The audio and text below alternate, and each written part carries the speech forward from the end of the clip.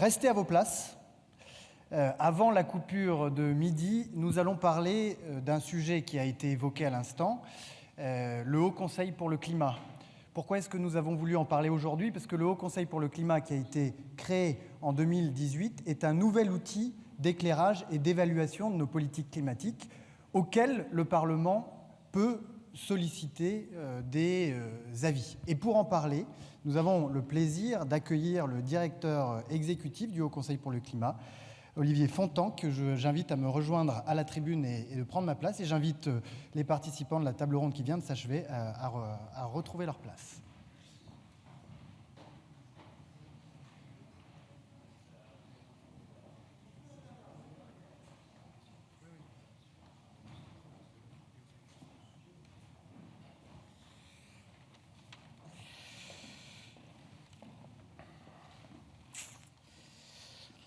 Bonjour à toutes et à tous. Merci de cette invitation. Alors si je comprends bien, j'ai un double rôle puisque je dois avoir une sparring partner qui malheureusement est alitée voilà, pour cause de refroidissement et qui devait plus aborder la question des aspects un peu internationaux de cette mode des institutions climat de conseil qui se développent. Je ne prétends pas la remplacer, je peux essayer de faire un petit éclairage au débeauté, réellement au débeauté, avant de parler un petit peu plus de ce qu'a proposé le Haut Conseil pour le climat sur l'évaluation dans son dernier rapport récemment. En fait, on voit le développement depuis, grosso modo, dans la décennie 2010, avec des exceptions, de plusieurs institutions à travers le monde, dans les pays développés et dans les pays en développement, qui ont un rôle global de conseil pour le climat, donc avec évidemment beaucoup de variations, qui répondent probablement aux spécificités du dossier climatique, qui, dans sa relation avec le politique, sont plutôt au nombre de... Enfin, j'en verrai deux. La première, c'est la question de l'échelle de temps. Vous aurez noté que tout cela, ce sont des enjeux qui souvent dépassent une génération en termes d'effets, c'est des effets de long terme. L'effet des politiques publiques, c'est plutôt à moyen terme. Et le débat démocratique, lui, se caractérise par un terme de plus en plus court. Alors, je précise pour qu'il n'y ait pas de mauvaise interprétation, je ne pense absolument pas que la démocratie soit contraire à la lutte contre le changement climatique, bien au contraire. Mais en tout cas, il y a trois temps un peu différents qu'il faut rapprocher. Alors, les événements nous aident un peu, puisqu'on est de plus en plus touché par les effets du changement climatique. Donc, ça raccourcit un petit peu la vision des choses. On ne se dit pas, oh, c'est dans 40 ans. Là, on commence à voir que les étés et les hivers commencent à être un peu difficiles. Mais reste qu'il y a un besoin de suivi et un besoin de lisser, en fait, ces périodes de temps, et que l'alternance démocratique ne le permet pas toujours. Et puis l'autre spécificité du dossier climatique, c'est sa complexité. Parce qu'il y a beaucoup de dimensions. Il y a la dimension d'atténuation, la dimension de l'adaptation. Il y a des petites subtilités avec des mesures d'adaptation, avec des co-bénéfices d'atténuation. Il y a évidemment la dimension du financement. Et donc il y a tout un tas d'implications sociales, tout un tas d'effets et de mesures sur les corps sociaux. Et donc il y a évidemment un besoin de clarifier les enjeux des politiques climatiques et un besoin de clarifier les enjeux à la fois scientifiques et à la fois sociaux. Alors du côté scientifique, on a de la chance qu'il y ait un modèle international qui existe depuis une trentaine d'années, c'est celui du GIEC, donc créé en 1988 et qui a contribué, malheureusement trop lentement, mais à l'émergence quand même d'un consensus international sur la réalité du changement climatique, avec une limite, c'est que le GIEC, dans ses statuts, est non prescriptif. Donc il n'a pas le droit de donner des recommandations aux États et aux politiques. Et puis il y a besoin de clarifier les enjeux sociaux aussi et les différentes déclinaisons nationales qu'on peut voir émerger répondent aussi à cette question. Donc actuellement dans le monde, il y a entre 12 et 15 institutions qu'on pourrait rapprocher de Conseil pour le climat, qui sont très divers, mais qui ont des objectifs communs. Le premier, c'est celui de l'évaluation, justement, on en reparlera. C'est de détecter quelles sont les meilleures politiques, et aussi c'est de clarifier quelles sont les approches sectorielles qui sont souvent difficiles sur un peu toujours les mêmes sujets. Hein. C'est l'agriculture, c'est le transport, c'est le logement. Que ce soit chez nous ou ailleurs, les enjeux sont les mêmes, avec des proportions différentes, mais tout cela se recoupe. À travers le monde, on voit que la constitution de ces objets politiques ou administratifs a été assez différente. Il y en a qui sont très orientés à dominance scientifique, d'autres qui sont plus proches, d'autres une composante plus société civile avec la présence d'ONG. Il y en a d'autres qui sont beaucoup plus proches des gouvernements, beaucoup plus typiquement des organes administratifs ou proches des ministères. Ça, donc chaque pays a fait son choix. Et puis, certains peuvent donner des recommandations au gouvernement, d'autres non. En Europe, on est plutôt sur le modèle du Council on Climate Change créé par les Britanniques en 2008. Donc en même temps que leur grande loi climat, donc le CCC se prononce sur les budgets carbone, donne des recommandations au gouvernement, au Parlement aussi. Et comme en France, c'est un modèle qu'on a repris, le gouvernement doit répondre au rapport annuel du Conseil sur le climat. Donc tout ça répond tout ce panorama international répond à une exigence de redevabilité, de responsabilité et de redevabilité du politique, avec plusieurs dimensions évidemment. Donc il y a celle de la transparence, qui est bienvenue, même si l'injonction permanente à la transparence, à mon avis, mériterait discussion. C'est une question de redevabilité qu'on retrouve aussi, qu'on a mis dans l'accord de Paris. C'est l'article 13 de l'accord de Paris, le cadre de transparence renforcé, qui demande de fournir une image claire des mesures relatives au changement climatique, ainsi que des moyens qui sont donnés ou reçus face au changement climatique. Donc c'est une dimension internationale aussi qu'on a retrouvée, qu'on a mise dans l'accord. Et puis redevabilité justement à travers l'évaluation, donc pour rejoindre le sujet du jour. Donc sur l'évaluation, comme vous le savez sans doute, puisque vous avez probablement lu notre dernier rapport, à la fin du mois d'août, le gouvernement a saisi le Haut Conseil pour le climat de 3 rapports. Donc il y en a un sur l'évaluation des lois, des grandes lois d'orientation, on a élargi un petit peu le sujet, et puis 2 autres rapports qui vont bientôt sortir sur un parangonnage, un benchmarking sur la rénovation énergétique, et un 3e sur la part importée, sur les émissions importées, les émissions de carbone importées. Donc on doit publier avant le mois de juin. Et donc, en décembre, nous devions publier ce rapport sur l'évaluation. Et on est parti d'un triple constat. D'abord, un petit rappel. Le constat, c'est l'objectif de neutralité carbone en 2050. Donc, c'est dans moins de 30 ans. Et ça va vite. Très concrètement, ça veut dire qu'en 2025, il faudrait déjà qu'on soit à moins 3,3% d'émissions par an. L'an dernier, on a fait moins 1,1. Il y a 2 ans, on a fait moins 1,1. Donc vous voyez qu'il y a encore une petite marge qualitative à franchir. Tout ça implique des changements structurels. Et le constat aussi, c'est celui qu'on fait dans le rapport, et c'est un chiffre qui a souvent été repris dans la presse, qu'à l'heure actuelle, c'est 3% des articles votés qui ont fait l'objet d'une évaluation en regard de leur impact climatique. Donc c'est peu. Exemple concret, dans la loi Egalim, c'est un article sur les 98. Nous jugeons que, évidemment, c'est insuffisant. Le constat aussi, c'est que le meilleur outil reste probablement les études d'impact. En tout cas, c'est ce qui est pratiqué dans de nombreux pays qui nous ressemblent. Mais qu'aujourd'hui, en France, les études d'impact couvrent mal ou peu les questions environnementales, même s'il reste le besoin le plus adéquat pour les lois.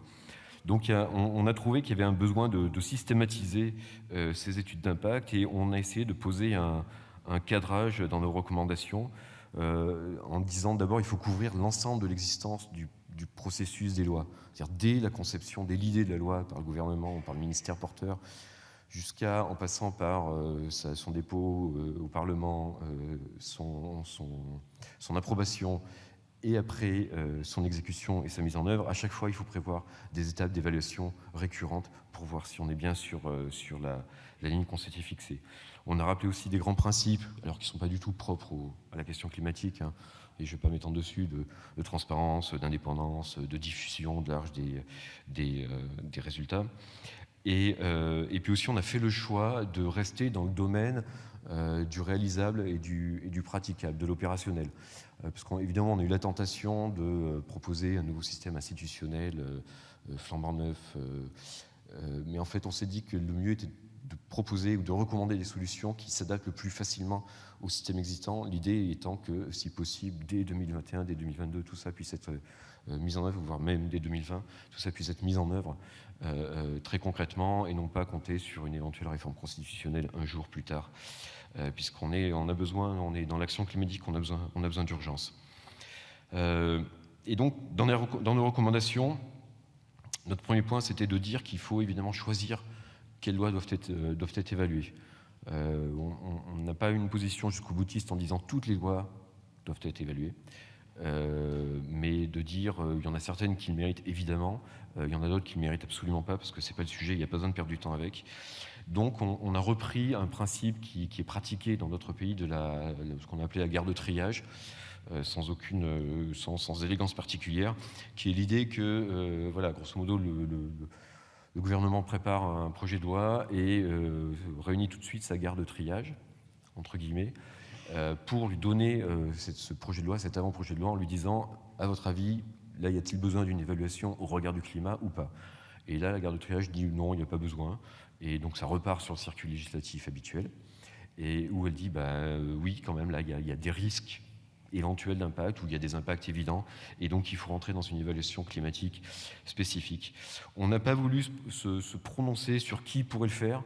Il y a des tas d'institutions qui existent, qui peuvent le faire. Il y a éventuellement le CESE, il y a éventuellement le CNTE. Le Conseil a jugé que ce n'était pas son rôle de choisir. Et donc, en cas d'étude d'impact détaillée, il y a deux éléments importants. D'abord, c'est définir une méthodologie spécifique à cette étude d'impact détaillée climat. Donc ça, je crois que le ministère de la Transition écologique et solidaire est en train de travailler dessus. On a pointé aussi un élément qui n'existe pas dans les processus d'évaluation actuellement, c'est la nécessité d'une certification de la qualité de l'évaluation. Et ce qui participe aussi de cette création du cycle de confiance en termes de transparence et de redevabilité. Là non plus, on n'a pas voulu se prononcer. Ça pourrait être sur l'institution qui pourrait mener cette certification de qualité. Ça pourrait être une institution du type de l'autorité environnementale qui aujourd'hui se concentre sur la question des projets, pas des lois, hein, des projets concrets d'infrastructures, mais dont on pourrait éventuellement élargir les compétences et évidemment les moyens. Ça pourrait être éventuellement la Cour des comptes, qui prendra un autre biais, mais qui reste l'institution mentionnée dans la Constitution pour aider le Parlement dans ses évaluations. Bref, là non plus, le HCC n'a pas voulu clore le débat, mais n'a pas vu de difficulté particulière. Le point le plus important, en fait, et qui est un peu la particularité de l'évaluation climatique, c'est comment est-ce qu'on évalue la loi, comment est-ce qu'on évalue le projet de loi. Comment dire que tel article ou tel projet de loi va créer des millions de tonnes ou pas de gaz à effet de serre dans 2 ans, dans 5 ans, dans 10 ans. C'est généralement relativement impossible. Et donc, il faut avoir une évaluation qui n'exclut pas le quantitatif, évidemment. Il y a des projets qui peuvent le faire, mais peut-être plus qualitative. Et là, on s'est tourné vers la mise en relation du projet de loi avec la stratégie nationale bas carbone, qui est aujourd'hui l'instrument dont s'est dotée la France pour mener sa transition vers la neutralité carbone. Et donc le Haut Conseil a dit, nous on considère que la SNBC, qui est l'instrument qui est au milieu de la table, qui est perfectible, enfin qui est d'ailleurs en train de s'améliorer, qui va évoluer avec le temps, mais concentre un grand nombre d'indicateurs et un grand nombre de possibilités de développement d'autres indicateurs pour être utilisés dans l'évaluation.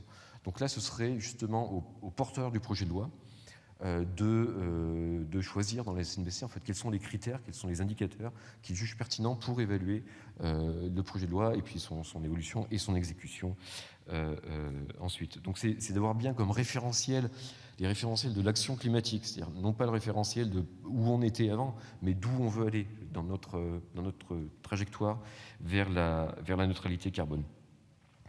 Et puis, donc le point sur lequel on a insisté, c'est ce côté processus vivant, où dès la création du projet de loi, il faut prévoir dans la loi les mécanismes, les indicateurs, les données qui vont permettre au fur et à mesure de confronter au fil de l'existence de la loi, enfin sa mise en œuvre avec les objectifs, y compris en refaisant les études d'impact en fin de parcours législatif. Un petit élément qu'on a proposé aussi, qui est assez nouveau, c'est qu'on a proposé que le Conseil de défense écologique, tous les ans, réalise un bilan de la législation adoptée annuellement, en regard des objectifs de neutralité carbone, histoire de porter ça au niveau politique et encore une fois de permettre le débat démocratique autour de ces enjeux. Donc aujourd'hui, pour conclure, quel suivi pourrait-on attendre de notre rapport? Le premier d'abord, c'est de voir quelle méthodologie les ministères auront retenu. Le deuxième, c'est de voir comment le Parlement lui-même va s'emparer de ces questions, parce qu'aujourd'hui, ne sont soumises à évaluation que les projets de loi et non pas les propositions de loi. Donc, toute proposition de loi, c'est-à-dire issue du Parlement, échappe actuellement à ce processus. Alors, je sais que derrière, il y a des raisons historiques de souveraineté parlementaire, etc., qui sont tout à fait, évidemment, légitimes. On sait aussi, c'est extrêmement rare, mais qu'il est arrivé à certains gouvernements de faire passer des projets de loi en proposition de loi pour justement éviter le circuit de l'évaluation. Et donc, voilà, il serait bien aussi de trancher cette question. Concrètement, on attend aussi l'évaluation des grandes lois d'orientation qui ont été adoptées en 2018 et dont l'évaluation devait commencer un an partout. Donc, je pense à la loi Elan, je pense à la loi Egalim, et puis dans un an, on aura la LOM, la loi d'orientation sur les mobilités, qui aussi devra commencer son processus d'évaluation. Pour l'instant, je ne sais pas si... je ne crois pas que le processus ait commencé à ce jour. Et puis donc de voir si le gouvernement et si les institutions sont intéressées à mettre en place ce dispositif relativement simple de garde-triage et de processus d'évaluation législative un petit peu plus compliqué qu'on a proposé. Et puis au-delà de ça, parce que notre rapport se répondait à la question du gouvernement, donc c'était l'évaluation des lois, mais je conclus sur ce son mélodieux. Le rapport annuel qu'on a publié en juin dernier mentionnait qu'il était absolument nécessaire d'évaluer les lois et les politiques mises en œuvre vers la neutralité carbone. Donc les lois, c'est très bien, mais il faut aussi se pencher sur une évaluation régulière des investissements, de l'ensemble des politiques publiques qu'on met en œuvre. Je vous remercie.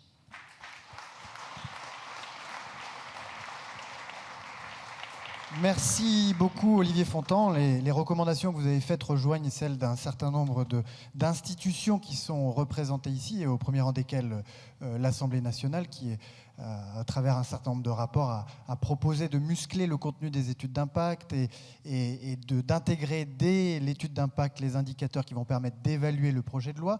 Mais on va ouvrir le débat avec la salle en prenant 3 questions. Je vais commencer en vous posant une question très bête et très basique. Je suis parlementaire. En 2018 a été créé un Haut Conseil pour le climat, dont les textes fondateurs me disent que j'ai le droit de solliciter de sa part des avis. Qu'est-ce que moi, parlementaire, je peux attendre du Haut Conseil pour le climat? Est-ce que je peux le saisir parce qu'une proposition de loi que j'aurais déposée, j'aurais besoin d'en connaître les conséquences environnementales? On va accompagner cette question de 3 questions. On va aller chercher un peu plus au fond de la salle puisqu'on n'a pas eu l'occasion d'en prendre nombreuses. Oui. Est-ce que ce que vous avez dit pour les lois va s'appliquer pour les décisions de conseils municipaux, par exemple, ou d'interco, comme ça va être la saison des élections municipales? Merci. Et est-ce qu'il y aura des ABAC pour aider les conseils municipaux dans leurs décisions, par exemple? Je coupe un arbre, ça fait tant de tonnes de CO2 en plus. Merci. Ce qui pose d'ailleurs la question des moyens du Haut Conseil pour le climat. Comment va-t-il pouvoir répondre à toutes les sollicitations si elles deviennent de plus en plus nombreuses? Oui, bonjour, merci. Yves Londechamp, coprésident de la coordination nationale des conseils de développement. J'ai 2 questions en une. La première, c'est comment s'articule. Alors, le Haut Conseil pour le climat, dans son dernier rapport, a une proposition, parmi ces différentes propositions, il y en a une qui est d'articuler effectivement à toutes les échelles, depuis l'international jusqu'au local, d'une part, et d'autre part, le rapport sur le plan quantitatif des résultats de la stratégie nationale bas carbone montre qu'il y a 2 secteurs qui concernent particulièrement les territoires qui ne sont pas dans les clous, qui sont les bâtiments et les mobilités. D'où l'importance de cette question sur l'articulation entre le national et le local. Et pour rebondir aussi sur la table ronde précédente, il est important d'associer la société civile. Il existe au niveau local des conseils de développement qui sont un petit peu l'équivalent du CESE au niveau des territoires, donc des communautés d'agglomération, enfin des EPCI. Donc y a-t-il déjà des réflexions plus avancées que ce qui a été présenté jusqu'à présent sur cette articulation d'une part et cette association de la société civile d'autre part? Merci. Dernière question. Il y en a une devant. Voilà. Oui, bonjour, David Cos pour le groupe SOS. Je vais vous poser une question très courte. Le mot évaluation, le mot indépendance est souvent prononcé aussi depuis une heure, mais on entend très peu l'adjectif universitaire. Merci, Olivier Fontan. Merci pour vos questions, je pense. Merci. Alors, pour répondre d'abord donc à tout seigneur, tout honneur à votre question sur la saisine du Parlement. Donc oui, effectivement, le Conseil pour le climat en fait, peut être saisi par le gouvernement, par le président des deux chambres parlementaires et par le président du CESE aussi. Donc si vous avez une question, une avis sur un projet, sur une problématique, par le biais du président de l'Assemblée, vous pouvez nous saisir. Alors évidemment, un jour, ça va poser, enfin très rapidement, ça va poser la question des moyens. Donc le Conseil, c'est 13 personnes qui se réunissent une fois par mois, qui est appuyé par un secrétariat au sein duquel nous sommes 6 exactement. Et là, déjà, donc, on a 4 rapports à publier en 6 mois. C'est un petit peu lourd. Donc si les saisines se multiplient, évidemment, il va falloir qu'on passe à une autre échelle. À titre de comparaison, chez les Britanniques, ils sont 40 dans le secrétariat. Bon, ils ont 10 ans d'existence aussi, hein, mais on sent bien qu'il y a des tas de demandes qui nous viennent à droite à gauche et auxquelles il faudra un jour qu'on puisse répondre. Sur les conseils municipaux, alors dans l'absolu, moi je dirais oui, en fait, il faudrait pouvoir tout évaluer. Alors ça rentrait dans un délire d'évaluateur total de type panoptique, mais effectivement, il y a des décisions. Là, par exemple, on parlait des lois. Typiquement, on sait bien qu'une loi sans ses décrets d'application, c'est souvent, je dirais pas grand-chose, mais peu de choses. En tout cas, voilà, c'est un peu en tout cas le bras armé de la loi, c'est donc le décret d'application et tous les textes réglementaires.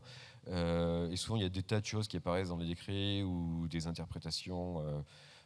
Et ça aussi, il faudrait l'évaluer. Donc, il en va de même pour les décisions des conseils municipaux ou des conseils régionaux. Et après, c'est peut-être à chaque collectivité locale aussi d'adopter ses propres pratiques et j'imagine mal une évaluation centralisée de l'ensemble des décisions territorialisées. Je pense qu'on n'irait pas dans le sens de l'histoire. Et ça permet de rebondir sur la question des différents niveaux. Donc, effectivement, c'est un sujet qu'on a abordé dans notre premier rapport, qui est de dire qu'il fallait articuler les différents niveaux entre du national au très local, au municipal. C'est un peu du bon sens, hein, ça va sans le dire. Après, c'est un petit peu plus compliqué en termes, parce que tout de suite rentre en jeu des questions de compétences, de moyens, etc. Déjà, nous, on se heurte une première difficulté, parce qu'on a commencé à travailler sur les niveaux territoriaux, c'est celle des données, parce que les territoires sont inégalement munis en termes de données climatiques, en termes d'émissions, etc. Donc là, il y a des efforts d'harmonisation qui sont en cours, il y a des travaux, mais bon, l'état des lieux en 2018-2019, c'est qu'il manque pas mal de choses.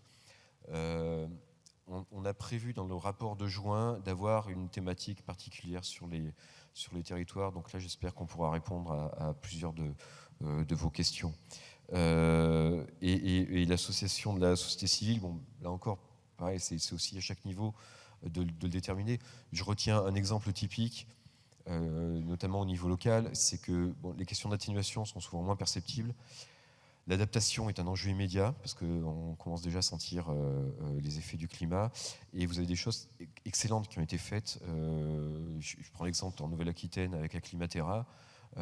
C'est un travail énorme qui a été fait, donc mené par des scientifiques avec Ariel Le Treut et d'autres, et qui est aussi associé à la société civile, la classe politique, les institutions, etc. Et des universitaires que nous n'oublions jamais.